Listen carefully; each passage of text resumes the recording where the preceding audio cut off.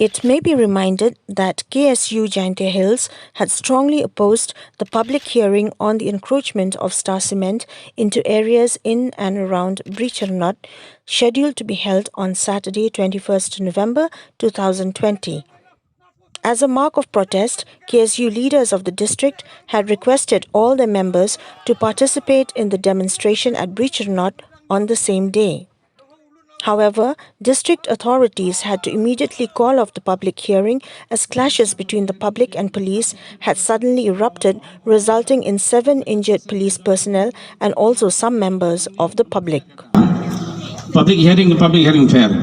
Dia mentah nama ka situation nila persyang nilale paiba o lapen thut dia kena ke jumplong public hearing ngasgo ba lesing imla syu benteng.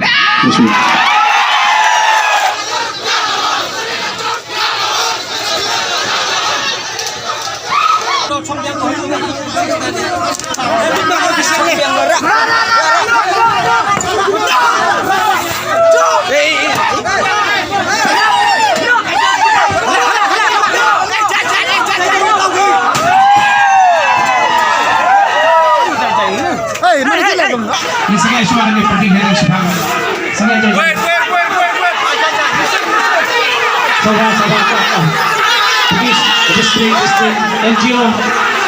NGO sabar jajai. Yang sengaja suara tu. Yang sengaja suara jajai. Yang sengaja suara tu jajai. Yang sengaja suara ni ke public hearing. Kau jajai. So we will adjourn the public hearing. So, bye.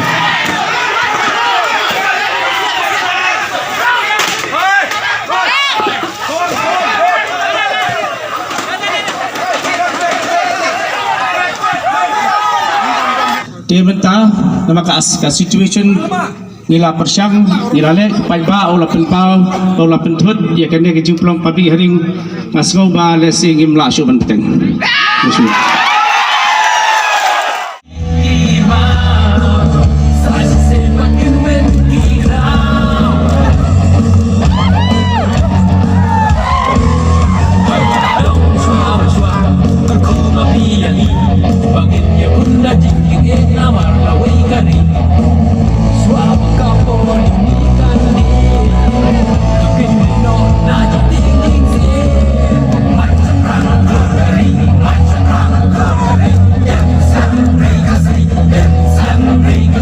Mo 0.25 है जगह eco sensitive zone. See only 0.25 far from eco sensitive zone. Kamu nilat piu yap kimrat kimreng haitai. 1.46 kilometer ganar po sanctuary jengah ganar po kaniga. Proposed mining. We will not allow them to destroy our natural habitat. Ile ka sarkar pon dia yo kam ambidet ki mo. Ha? Forest,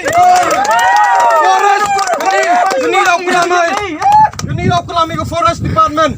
Ilam tipikata ko wildlife sanctuary. Im tak Jaintia Mbak yo wildlife sanctuary. Ora gri pertam rabem yo gi. One of destroy ga. Kamu lada yo ka mining. Kunai pi lada yo ka mining ai tai do blasting gi. Carbon footprint of heavy machinery do remain ai tai.